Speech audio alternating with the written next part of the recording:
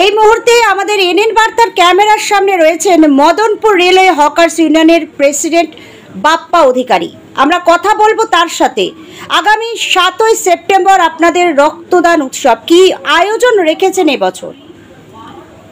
আমরা এবার 15তম রক্তদান শিবির পরিচালনা করছি। এইবার আমাদের রক্তদানের সাথে সাথে আছে দুস্থ মানুষের সেবার্থে বস্ত্রদান, বিনামূল্যে চক্ষু শিবির, স্বাস্থ্য শিবির এবং বীর সৈনিকদের সংবর্ধনা জ্ঞাপন অনুষ্ঠান। প্রতিটি বছর তো অগণিত মানুষের ভিড় হয় রক্তদাতা হিসেবে, এবছর কি মনে করছেন? দেখুন, আমরা সারা বছর মানুষের সেবায় নিয়োজিত।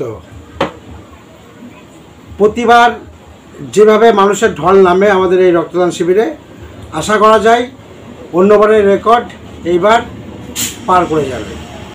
আপনারা গত বছর করেছিলাম দেখেছিলেন, কিন্তু গত বছর যেভাবে বৃষ্টি এসেছিল তার মধ্যেও আমরা শতাধিক রক্তদাতারা রক্তদান করেছে। এবার আশা করি সেসব রেকর্ড পার করে যাবে। দেখুন, এই যে রক্তদান শিবির, তারপরেও কিন্তু রক্তের হাহাকার ঘটছে, কি বলবেন এ বিষয়ে? রক্তদান শিবির প্রতিটা সংগঠনেরই করা উচিত, প্রতিটা ক্লাবকে করা উচিত। কেন, রক্ত এমন একটা জিনিস যার বিকল্প কোনো ব্যবস্থা নেই একমাত্র রক্তদান ছাড়া। আমরা আশা করব এবং আবেদন করব যে প্রতিটা ক্লাব সংগঠন কিংবা প্রতিটা পার্টির সংগঠনকে এগিয়ে আসে রক্তদান শিবির করার জন্য। মানে আপনাদের যেদিন রক্তদান শিবির, সেদিন কারা কারা উপস্থিত হবেন? দেখুন, মূলত রক্তদানটা হচ্ছে আমাদের দলনেত্রী মমতা বন্দ্যোপাধ্যায় এবং আমাদের সেনাপতি অভিষেক বন্দ্যোপাধ্যায়ের অনুপ্রেরণায় এবং যাদের নির্দেশে আজকে আমরা এই রক্তদান শিবিরটা আয়োজন করতে চলেছি। আগামী 7ই সেপ্টেম্বর আমাদের নদিয়া দক্ষিণ সাংগঠনিক জেলা তৃণমূল কংগ্রেসের সভাপতি দেবাশিস গাঙ্গুলী মহাশয় এবং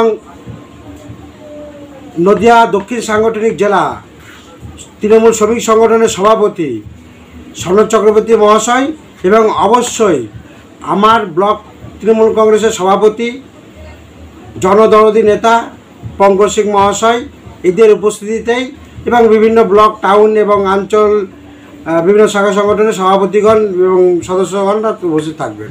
সকলকে রক্তদানের দিন আহ্বান জানিয়ে কি বার্তা দেবেন? সকলকে একটাই বার্তা আমরা দিতে চাই যে মানুষের স্বার্থে কাজ করুন, মানুষের জন্য কাজ করুন, মানুষকে ভালো রাখতে সাহায্য করুন, মানুষের পাশে দাঁড়ান, মানুষের কাজ করুন।